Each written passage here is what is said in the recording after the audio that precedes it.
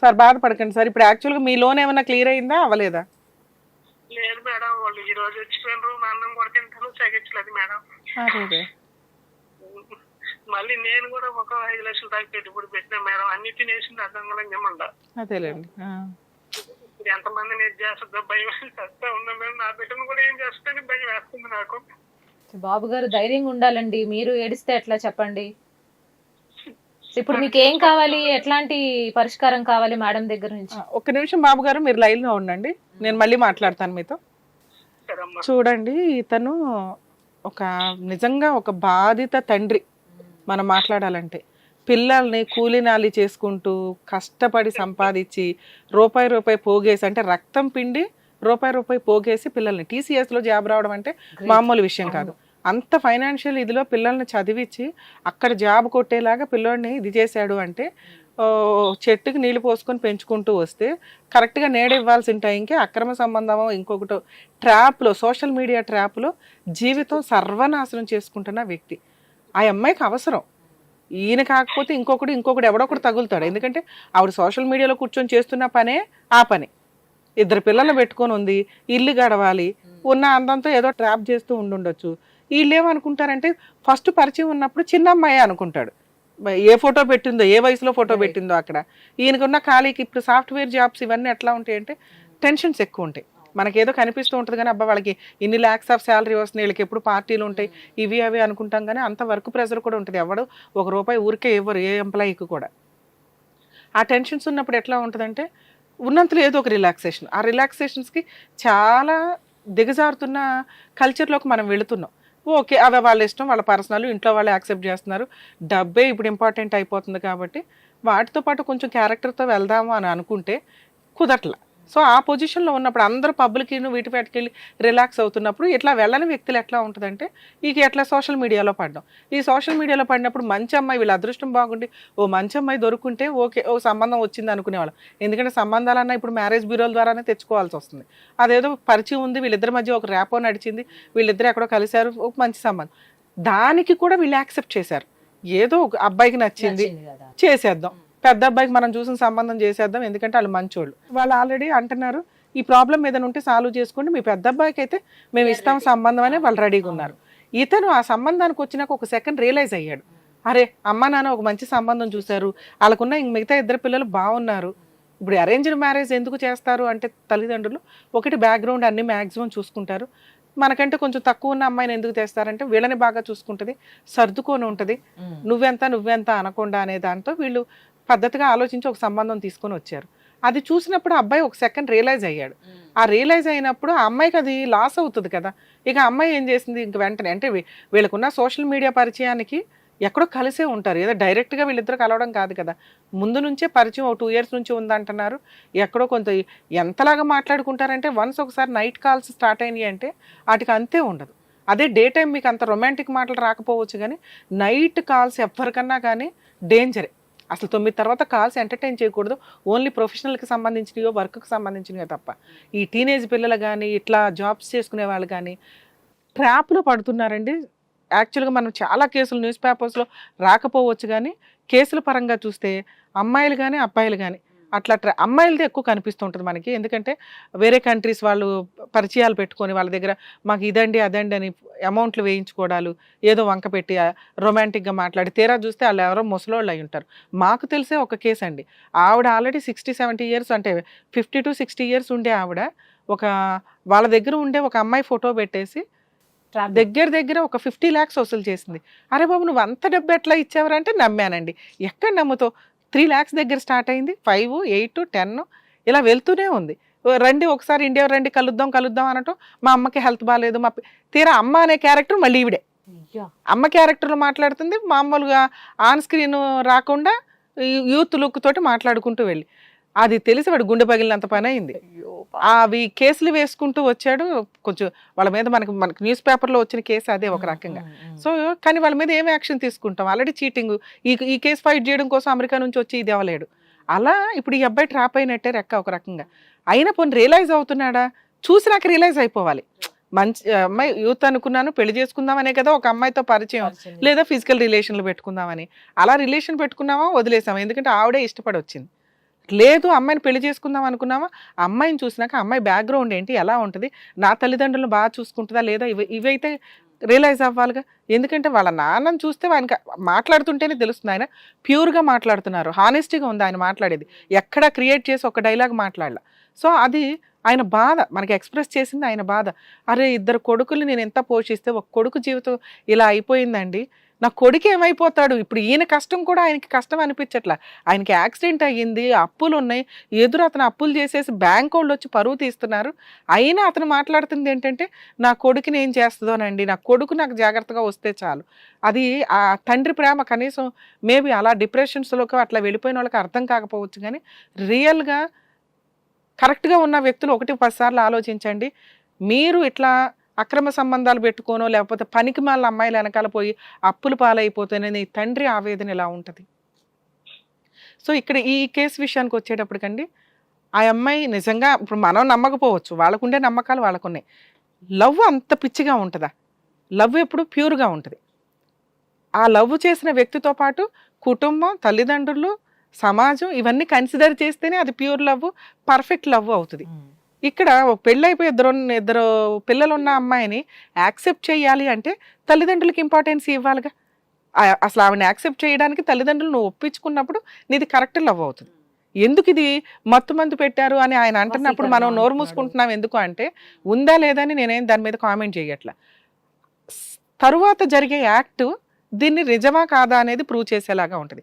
ఏంటి తర్వాత యాక్టు? నిజమే అబ్బాయి రియల్గా లవ్ చేశాడు, సరే ఈయనకంటే 15 ఏళ్ళు పెద్దదాన్నే లవ్ చేశాడు, సరే విడోవర్నే లవ్ చేశాడు, సరే 2 పిల్లలు ఉన్న ఆవిడనే లవ్ చేశాడు. ఆవిడతో పాటు తల్లిదండ్రులకి, సమాజానికి అతను రెస్పెక్ట్ ఇచ్చుంటే అది లవ్. ఈ 2 పక్కన పడేస్తున్నాడంటే అది లవ్ కాదండి, పిచ్చి, ప్రేమ పిచ్చో, కొవ్వో, ఇవన్నీ మన లాంగ్వేజ్లో మాట్లాడాలంటే. ఒక కడుపు మండిన గుండె పగిలిన తండ్రి బాధ ఏంటంటే మత్తు మందు పెట్టిందండి, వశీకరణం చేసిందండి.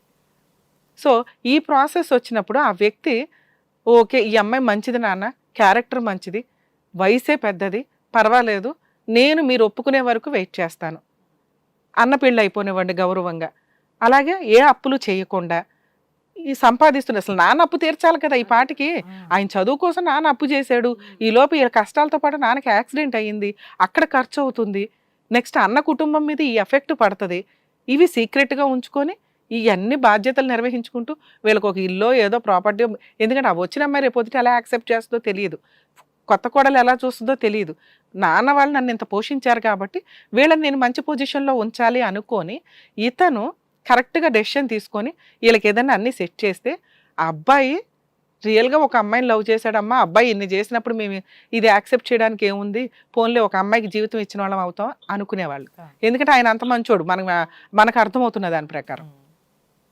ఇవన్నీ లేవు కాబట్టి ఆయన అమాయకత్వమైన మనసు ఏది యాక్సెప్ట్ చేస్తుంది, నా కొడుక్కి వశీకరణం జరిగిందండి, అందుకని అంత పిచ్చిగా వాళ్ళేమో మా అమ్మాయిని మేము కంట్రోల్ చేసుకుంటామండి అని చెప్పినా కూడా ఇతను పారిపోయాడు ఇంట్లో నుంచి, జాబ్ చేసుకోవట్లా, లాక్స్ అప్పు చేసి బ్యాంకుల్లో పర్సనల్ లోన్లు పెట్టేసి ఆ అమ్మాయి దగ్గరికి వెళ్ళిపోయాడు, ఎక్కడున్నాడో తెలియదు.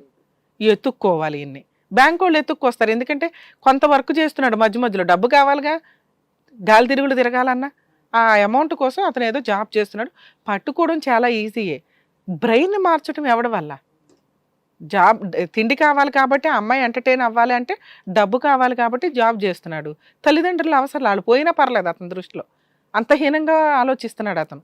వీళ్ళు మంచోళ్ళు కాబట్టి వీళ్ళ దృష్టిలో ఏంటంటే మా కొడుకు అలా అనుకోడండి, అమ్మాయి అలా చేస్తుంది, సో మేబీ అలాగే చేస్తుంది, ఈయన కొంచెం కరెక్ట్గా ఉండుంటే యాక్సెప్ట్ చేసే అంత మంచి తల్లిదండ్రులు.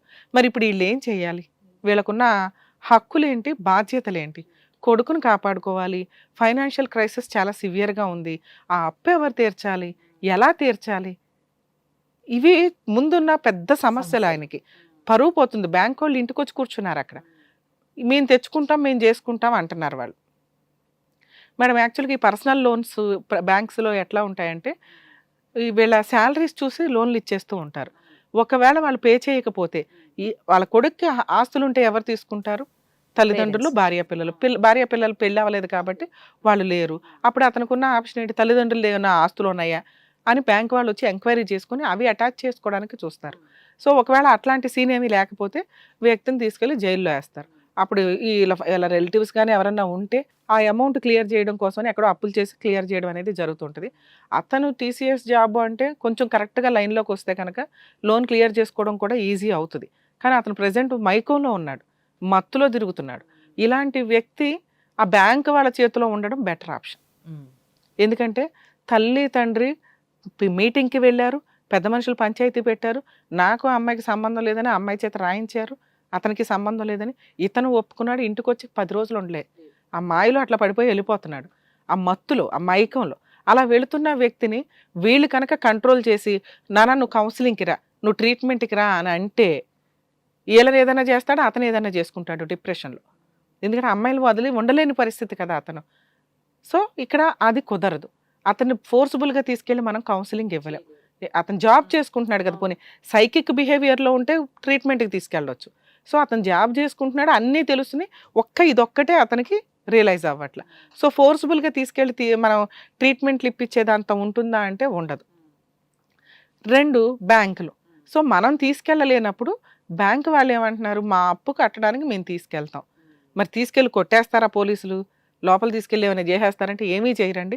ఇవి ఫైనాన్షియల్కి సంబంధించిన కేసులు కాబట్టి మనం తీసుకెళ్ళి ఒక చోట హోల్డ్ చేసిన వ్యక్తిని ఉంచలేనప్పుడు ఇలా అదృష్టం బాగుండి ఆ బ్యాంకు లోన్ ద్వారా ఏమన్నా ఆ వ్యక్తులు అలా తీసుకుని వెళ్ళి పోలీస్ స్టేషన్ కంప్లైంట్ ఇచ్చినా బెయిల్ ఇచ్చేస్తే మళ్ళీ అమ్మాయి దగ్గరికి వెళ్ళిపోతాడు, పని చేసుకొని తీర్చుకుంటాడు. బెయిల్ ప్రొసీడింగ్స్ ఇవ్వకపోతే కొన్ని రోజులు అమ్మాయి మైకంలోంచి బయటకు వస్తాడు, ఆవిడకి కష్టాలు తెలుస్తాయి. ఓహో ఇతను ఒక ఏటీఎం కార్డు ఆడేద్దాం అనుకుని నేను ఇది చేశాను, తీరా చూస్తే ఇతన్ని నేను పోషించాల్సింది, ఇతను నేను అడ్వకేట్ని పెట్టుకొని ఫీజులు పే చేయాల్సి వస్తుంది, ఇతను జాబ్ పోయి ఆల్రెడీ లక్షలు వస్తాయి అనుకుంటే లోన్లు ఉన్నాయి. ఇవన్నీ కష్టాలేగా. ఎప్పుడైతే మీకు ఫైనాన్షియల్ కష్టాలు స్టార్ట్ అవుతాయో రియాలిటీ బయటపడుతుంది.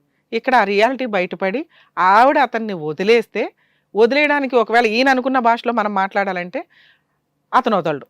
అలా వదిలేయాలనుకున్నప్పుడు ఆవిడ ఆ విరుగుడు కూడా క్లారిటీ ఇచ్చుకుంటుంది. తీసుకున్నప్పుడు ఆల్రెడీ నా వెనకే తిరగాలి అనే మత్తు మాటలు చెప్పినప్పుడు వదిలించుకోవాల్సిన సంబంధించిన మత్తు మాటలు కూడా ఆవిడ దగ్గరే ఉంటే వదిలించుకోవడానికి అవకాశం ఉంది.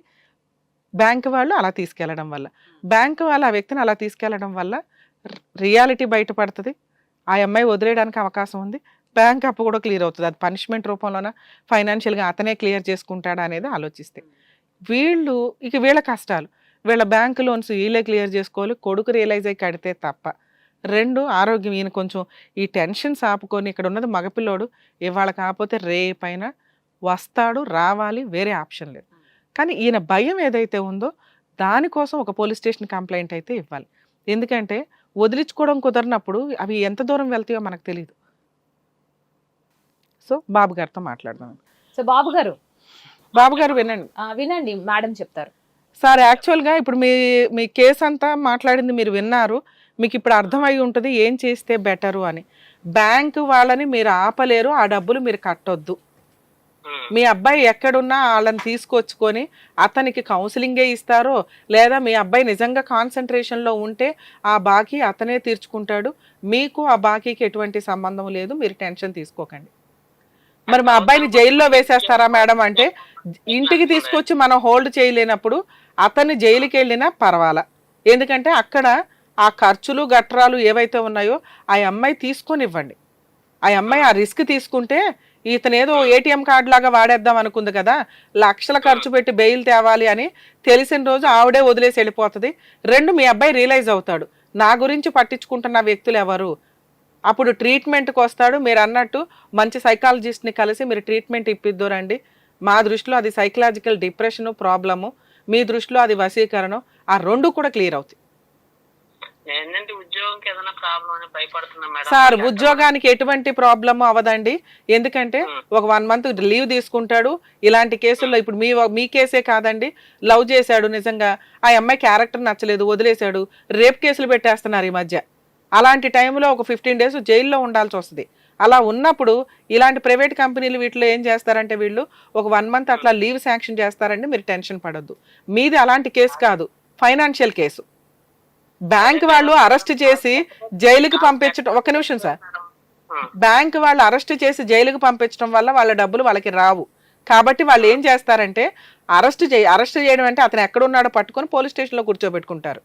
కూర్చోబెట్టుకొని బాబు ఎప్పుడు కడతావు, నువ్వు జైలుకి వెళ్తావా డబ్బులు కడతానని యాక్సెప్ట్ చేస్తావా, మళ్ళీ ఒక లెటర్ రాయించుకొని, మీ అదృష్టం ఏంటంటే ఇది బయట వ్యక్తులు కాదు, ప్రైవేటు వ్యక్తులు అనుకోండి, ఈయన 10 రూపాయలు అప్పు చేసి ఉంటే వాళ్ళు 20 రూపాయలు ప్రామిసరీ నోట్లు ఇవి అవి వేస్తారు. బ్యాంక్ వాళ్ళ వడ్డీ రీజనబుల్ గానే ఉంటది.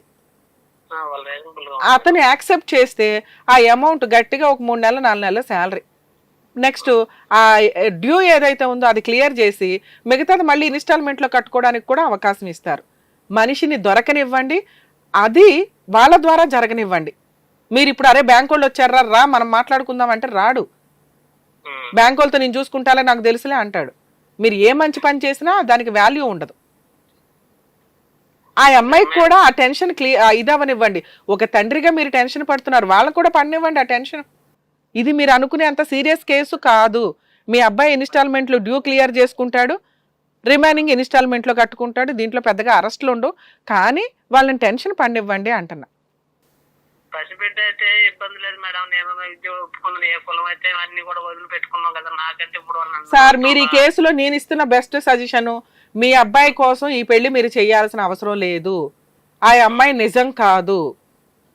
ఒక 15 ఏళ్ళు తేడా ఉన్న ఒక కుర్రోడిని పెళ్లి చేసుకునే అంత పొజిషన్లో ఆ అమ్మాయి ఉంది అంటే అలాంటి అమ్మాయిని నమ్మకూడదు. మీరు అంటున్నది సార్ నేను అమ్మాయికి 2 పిల్లలు ఉన్నారు కాబట్టి పెళ్లి చేసుకోవద్దండి అని అనట్ల. ఆ అమ్మాయి ఏజ్ ఫ్యాక్టరు, ఆ అమ్మాయి ఆలోచన విధానం కరెక్ట్ కాదు. ఇప్పుడు 4 కూడా 5 కూడా అంటే మేడం అంతే నేను అంటున్నది అదే. ఆవిడకి ఇంకొకరు తగేలేదాకా, మీ అబ్బాయి ఫైనాన్షియల్ గా వీక్ అని తెలిసినాక మీ ప్రాబ్లం ఆటోమేటిక్ గా సాల్వ్ అయిపోతుంది. ఆ తర్వాత మీ అబ్బాయి డిప్రెషన్ లో ఉంటాడు, అరే నన్ను ఏటీఎం కార్డు లాగా వాడేసుకుంది అని. ఎందుకంటే ఆ ఆంటీల చేతుల్లో పడినోడు ఎవడో అంత గబుక్కుని బయటపడలేరు. కాబట్టి అబ్బాయికి అప్పుడు కౌన్సిలింగ్ ఇద్దరు కానీ మీ మాట వింటాడు. మీరు అస్సలు టెన్షన్ తీసుకోకండి సార్, ప్రాబ్లమ్ ఆటోమేటిక్ గా క్లియర్ అయ్యే ప్రాబ్లం ఇది. మీరు కొంచెం రిలాక్స్ ఉండండి, మీ ఆరోగ్యం చూసుకోండి. జాగ్రత్త సార్. నమస్కారం మేడం ఇది చాలా కేసుల్లో జరుగుతున్న ఇన్సిడెంట్ అండి. సోషల్ మీడియాలో పరిచయాలు పెట్టుకోవాలి ఏంటండి అసలు నిజంగా రమ్య గారు నిజంగా దారుణమైన పరిస్థితి. ఎందుకంటే ఒక ఏజ్ తర్వాత వాళ్ళు కొంత రియలైజ్ అయిపోయి పడకపోవచ్చు. దానివల్ల ఈ టీనేజ్ అబ్బాయిలను పట్టుకొని వాళ్ళు ఫైనాన్షియల్గా సాఫ్ట్వేర్ అంటే ఈజీగా దొరికేస్తూ ఉంటారు. ఇందాక నేను చెప్పిన లోన్లీనెస్ వల్ల కానీ, టైం వల్ల కానీ, వర్క్ టెన్షన్స్ వల్ల. సో ఫైనాన్షియల్గా మ్యాక్సిమం వాడేస్తారు. వాళ్ళు రియలైజ్ అయ్యి బయటపడితే అదృష్టం, లేకపోతే ఆస్తులు అప్పులు కూడా పెరిగిపోతూ ఉంటాయి. అవతల వాళ్ళకి ఆస్తులు పెరుగుతాయి, ఈయనకి అప్పులు పెరుగుతాయి. దయచేసి క్యారెక్టర్తో ఉండడం అనేది ఎప్పుడు మనం కొంచెం సేఫ్గా ఉంటాం. పెళ్ళిళ్ళు చేసుకుంటారో చేసుకోరో తర్వాత సంగతి. రైట్. సో చక్కటి పరిష్కారం అందించారు ma'am, thank you so much. Thank you. So చూసారు కదా, మీకు కూడా న్యాయపరమైనటువంటి సమస్యలు ఏమైనా ఉంటే స్క్రీన్ మీద కనిపిస్తున్న నెంబర్కి కాల్ చేయండి. మరో ఎపిసోడ్తో మళ్ళీ కలుద్దాం. చూస్తూనే ఉండండి హిట్ టీవీ.